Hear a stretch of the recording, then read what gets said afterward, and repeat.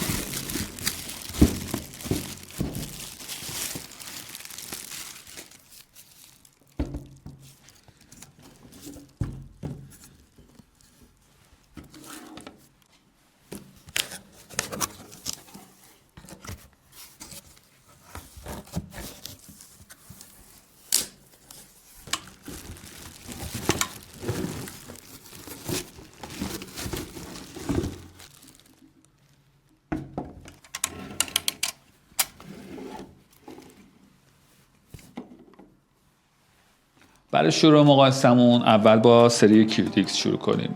این دسته از کفکش‌ها سری‌های اقتصادی هستن که بدنشون معمولا از جنس آلومینیوم یاد شدنه و خروجی‌هاشون بین 1 تا 4 اینچه و تو ارتفاعات مختلف هم قابل تامین هست. اما سری GPS با بدنه استیل تو رنج‌های محدودتری تولید میشه و در مقابل اکسیده شدن مقاومه و نسبت به مدل‌های مشابه در سری QDX وزن کمتری هم داره. حالا بریم کاربرداشون رو با هم بررسی بکنیم. سری QDX برای تخلیه آب چاه‌ها، آبرسانی ساختمان‌های در حال ساخت و تخلیه آب‌های چاه‌های زلال ازش استفاده میشه. کفکش GPS برای تامین فشار آبنماها، برای تخلیه استخرهای کوچیک و برای تخلیه آب باران بدون ذرات جامد ازش استفاده میشه. این سری از کفکش‌ها به دلیل بدنه‌ای که دارن در مقابل زنگ زدگی مقاوم هستند و برای مصارفی مثل آبنماها که در مقابل تغییر رنگ حساسن گزینه ایدئالی هستند.